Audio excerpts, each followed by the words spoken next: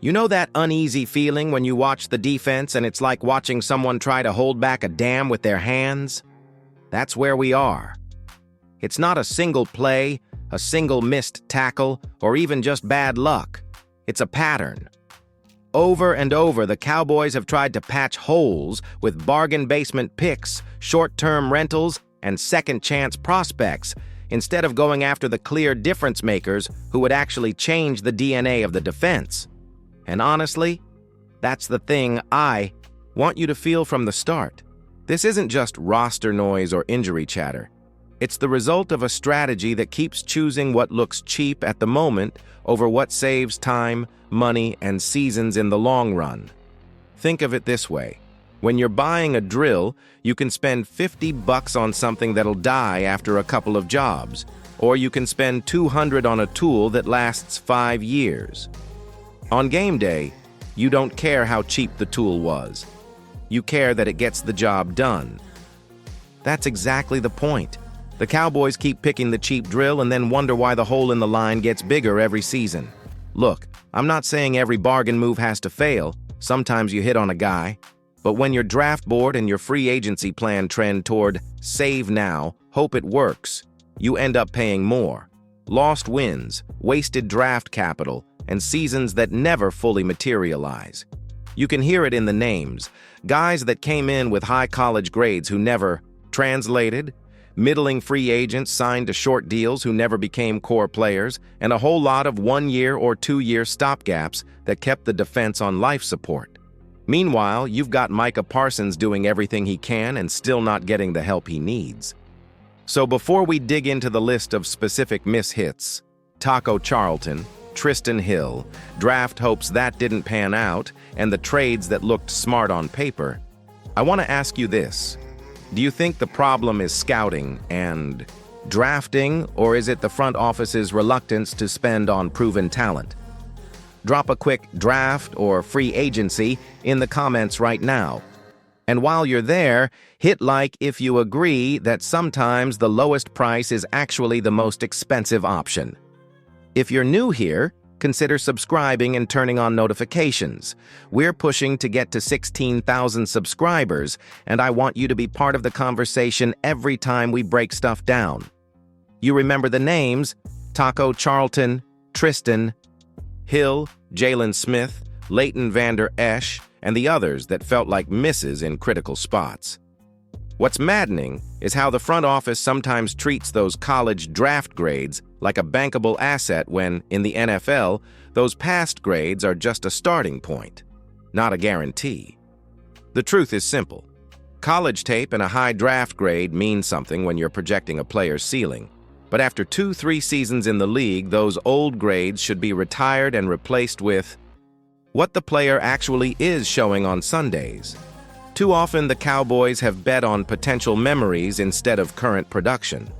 That's why we keep seeing players who looked great on paper not stick when they hit pro-level speed, power, or scheme complexity. Drafting is hard. Every team misses. But there's a difference between missing on a long-term developmental guy and relying year after year on picks that don't address immediate needs. When you're drafting for the future but your present is crying out for help, the roster ends up lopsided. Micah Parsons proves that you can find generational talent, but you can't build a full defense with one superstar and a parade of hopefuls who never quite become starters. So tell me, what's your worst Cowboys draft memory? Drop one name in the comments. And vote in the simple poll. Was that pick a true bust, or was it injury derailed? Type bust or injury. If you think the Cowboys need to stop clinging to college grades and start judging players by modern tape and pro production, give this video a like right now. If you're not subscribed, hit subscribe and turn on notifications. We're trying to reach 16,000 subscribers, and your support makes these breakdowns possible. When you stitch the draft misses to the free agent approach, the pattern becomes obvious. The Cowboys try to save money now and pay for instability later. It's not just about being frugal. It's about a philosophy that treats middle-tier short-term signings like Band-Aids rather than investing in proven players who change the unit. You heard it in the earlier clip. There are smart free agent moves. Javonte Williams was called out as one of the better signings, but too often the team settled for bargain basement depth pieces instead of locking up starters who would instantly upgrade the defense.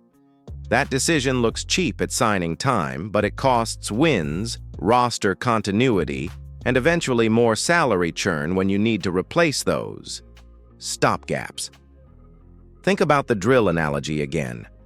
You can buy 6 cheap drills that break in 2 months, or one quality tool that gets the job done for years. The Cowboys keep choosing the 6 cheap drills. This philosophy shows up in 2 painful ways.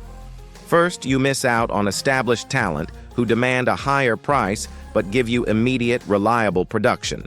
Guys who fill the gap today, not in 2 years if everything breaks right. Second, you end up paying a hidden cost. When those cheap options fail, you burn draft capital and cap space trying to plug holes mid-season or in the next cycle. You're effectively paying twice, once for the stopgap, and again when you inevitably chase a real solution. That's the penny-pinching trap. It's not theoretical. It's why people point to the Clark move as the kind of proven investment you should be making instead of hoping a high college grade resurrects a prospect who hasn't shown NFL consistency. So here's the poll for you. Would you rather the Cowboys spend to sign one known starter who upgrades the defense right away, or keep signing multiple inexpensive depth players and hope a couple of them stick? Type starter or depth in the comments.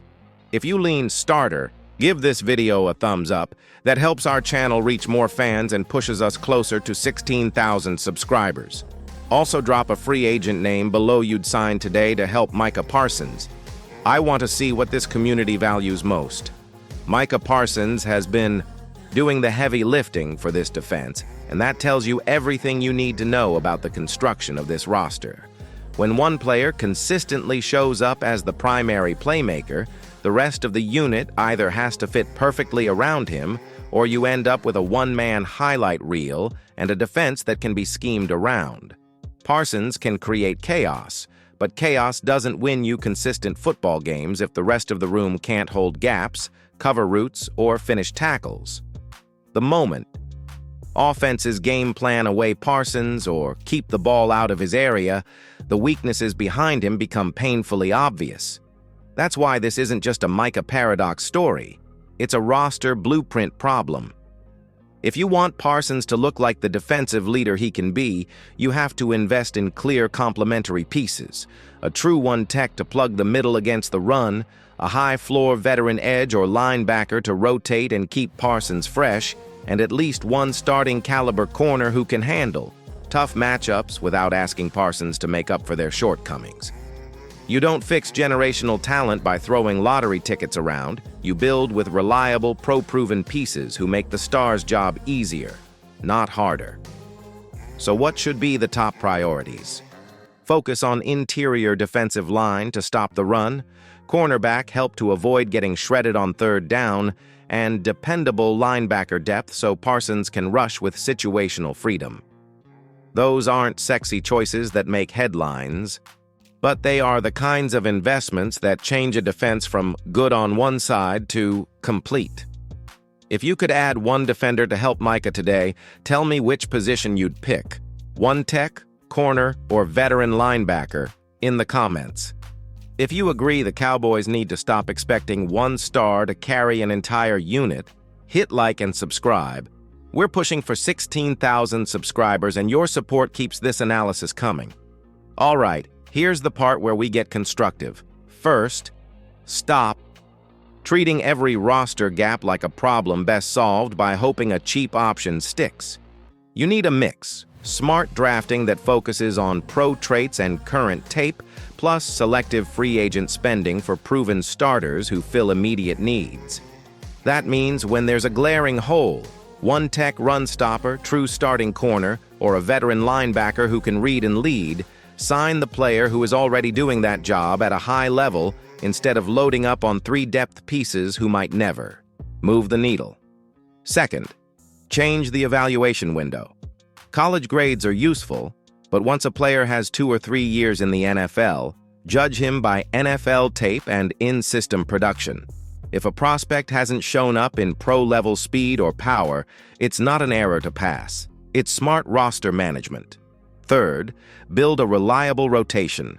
Keep Micah fresh and dangerous by adding role players who are specialists, short snap interior run stoppers, nickel corners who can stay on an island for a series, and a dependable veteran who knows how to close out games. These aren't headline-grabbing moves, but they stabilize the unit and let your star players win more consistently. Finally, be willing to pay for difference makers. Yes, sometimes that means a bigger contract up front, but done right, it saves you cap churn, repeated draft misses, and lost seasons. If you had one roster mandate for the Cowboys this offseason, what would it be? Type one short sentence in the comments. Also vote in the simple yes/no poll. Fire the defensive front office now, yes or no? If you agree this plan makes sense, give the video a thumbs up and subscribe. We're pushing to hit 16,000 subscribers, and your support is how we get these conversations to more fans. Share the video with one friend who thinks the Cowboys are fine the way they are and ask them to explain why. That debate is where real fan pressure and change start. To wrap this up, remember the drill. Sometimes the cheapest option costs the most. The Cowboys can get back to being a complete team if they stop treating every problem like it can be solved on the cheap and instead invest strategically where it matters. That means smarter draft evaluation, targeted free agent spending, and building a rotation that complements studs like Micah Parsons instead of depending on him to be a one-man defense. Now it's your turn. Tell me in the comments, draft or free agency, bust or injury, starter or depth, one tech, corner, or veteran, linebacker, and give me that one-sentence roster mandate. Say so in the comments or click the subscribe button to help us get to 16,000 subscribers and keep this content coming. Thanks for watching, and I'll see you in the next breakdown.